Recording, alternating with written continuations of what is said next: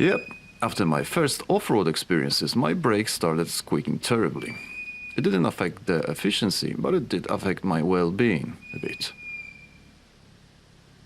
A few dozen kilometers earlier, after leaving the overnight camp at Lake Shaori, I got stuck quite unexpectedly and had to use the winch for the first time during this trip. More on that in the episode 4 of the 2D series. Here, I came across a section that also looked like it wasn't going to go smoothly, so being able to prepare for it, I decided to set up a camera and record any potential struggles.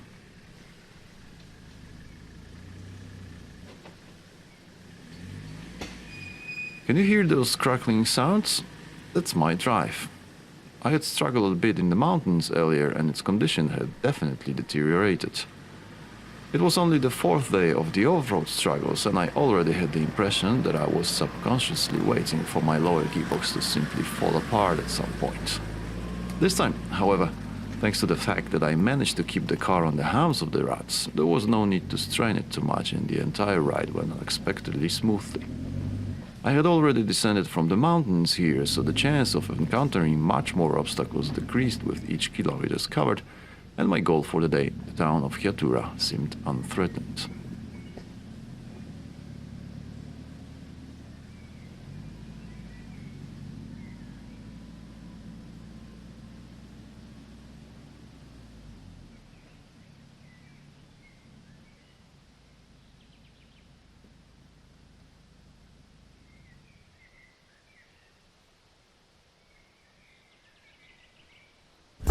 You can find out more about Hyatura in episode 4 of the 2D series of this trip, but since you've jumped on the Prowler's rock slider for a ride through its streets, I'll tell you a bit about this city. Once a village with the same name as the river, and since 1921 Hyatura developed rapidly thanks to the extraction of manganese ore from the nearby Kwirila River valley. Interestingly, the ore prospector was a Georgian poet, Akaki Tsereteli. At the beginning of the 20th century, Georgia ranked first in the world in manganese extraction and export, which attracted a workforce to this place. The city is known for its dramatic geography, which is well shown in the drone footage presented in the aforementioned episode 4 of the 2D series. It is situated between steep cliffs and the Kwirila River, which caused the city to develop more upwards than outwards, and as a result, a specific means of communication developed here, which over the time became a hallmark of this place and is visible in the form of the iconic network of cable cars built in Soviet times. Since 1954, 17 cable car lines operated continuously in the city until 2019, serving to travel between the city center and the high-lying estates and industrial plants. Most reports from Hyatura focus, as in our case in the aforementioned episode 4 of my 2D series, on the rather grim picture of cable cars eaten away by time, as well as heavily neglected mining areas or half-ruined blocks of flats. Here, to break this sad picture a little, I decided to take a short drive around the city to bring you closer to its atmosphere. Forgive me, but during this ride, due to the wrong stabilization settings, my gimbal refused to cooperate, which may make you a little dizzy now. I hope you don't feel sick. I'm fixing it now. Hyatura has a purely post-Soviet character. In the city center, public buildings such as the community center and the administrative offices were built in the socialist realism style. They often have symmetrical designs, grand facades and decorative elements such as pillars or bas-reliefs, reflecting the Soviet aspirations for progress. Monuments commemorating industrial workers and Soviet achievements are scattered throughout the city, emphasizing the importance of mining for Hyatura's identity. The outskirts are dominated by rows of standard apartment blocks, typical of the period called Khrushchevkas and Brezhnevkas.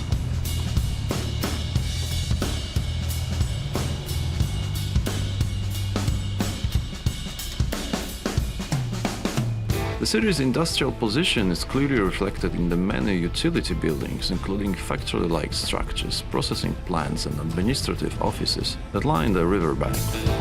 These buildings often feature stark minimalist designs with exposed concrete, a hallmark of the Soviet area. Many of these structures were built to support the manganese mining industry, emphasizing practicality over aesthetics. Driving along the riverside promenade, we experience all of those things I've described in almost one place. Industrial facilities intertwine with public buildings. Modern cars share the same streets with vintage ones, remembering 80s or even late 70s.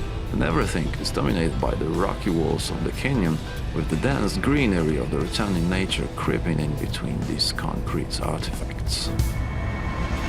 You don't have to go far from the city center to come across decaying elements of mining installations. The airborne remains of some transport routes, crumbling storage buildings, administrative buildings, aggregate production facilities, and others of unspecified functionality. However, a closer look reveals that many of them are still in use. While the architecture of Ketura tells a story of industrial ambition and Soviet pragmatism, it also reveals the resilience and creativity of its inhabitants, who continue to adapt those spaces to modern life.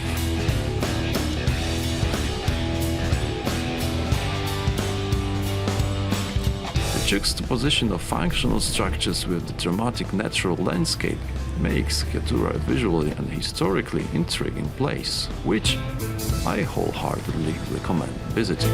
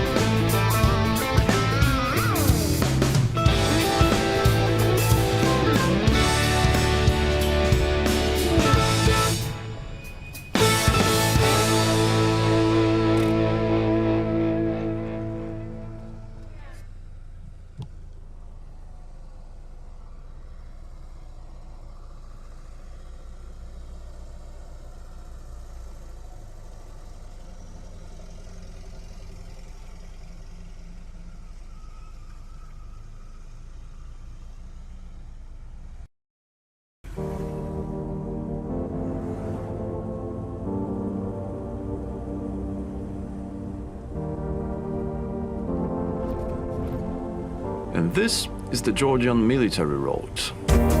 Described as one of the most picturesque roads in the world, it is a major tourist attraction in Georgia. It owes its sinister name to the heavy fighting that took place in the area during the Russian annexation of the Caucasus in the early 19th century.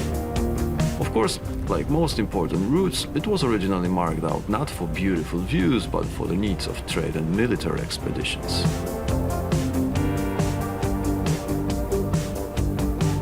It was blazed by merchants and warriors as early as the 1st century BC.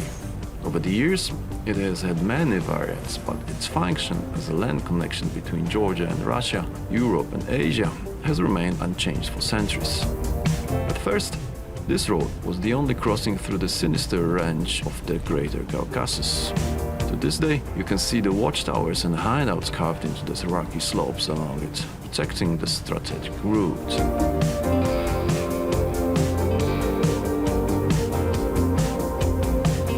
Transformation took place in the 1780s when about 800 soldiers of the Tsarist army carried out Count Potemkin's daring order to transform a narrow path, passable only by horses or mules, into a road that could be used by carriages.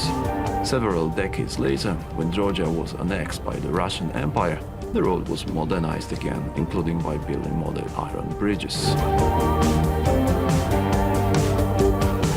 The road is 212 kilometers long and runs from the capital Georgia to Vladikavkaz in Russian North Ossetia through the Greater Caucasus Range. It begins 30 kilometers north of the Tbilisi, just before the town of Nadazhari. Maximum altitude is 2,395 meters above sea level, where it reaches the Cross Pass.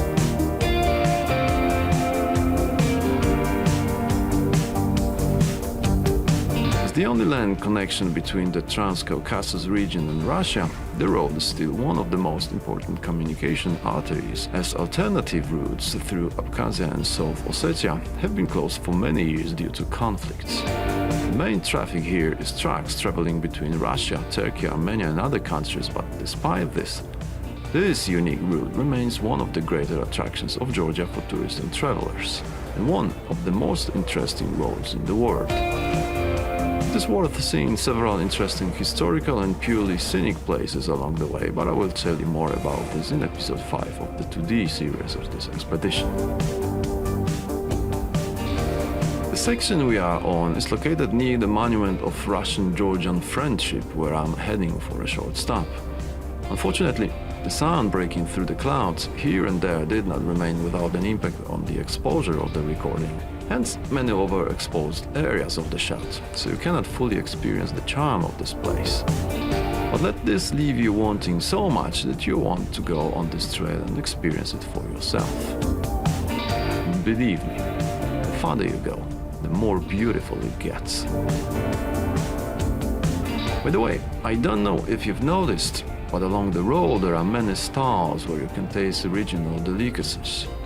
Local slaughter, something unthinkable in our civilized world.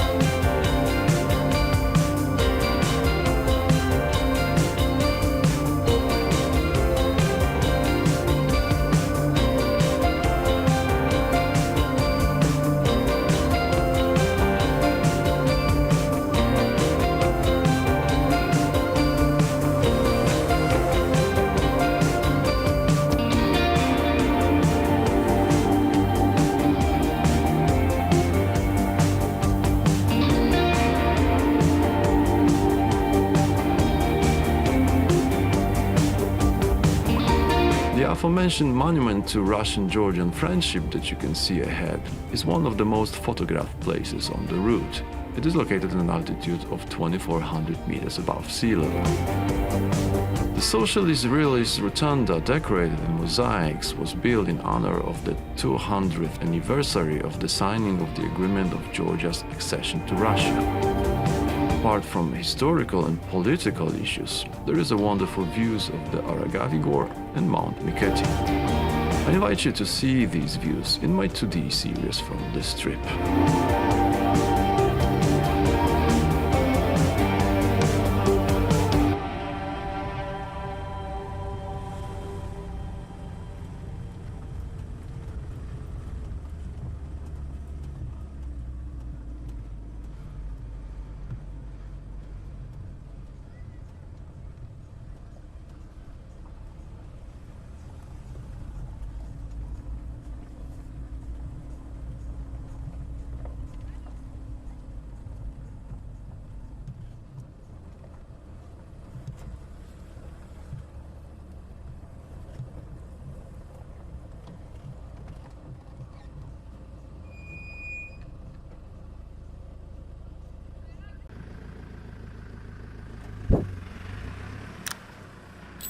Having spent most of the past 2 days of the expedition on asphalt, I'm once again entering areas that I like much more than those you have seen. But you will learn about what I experienced next in the next episode of this VR series.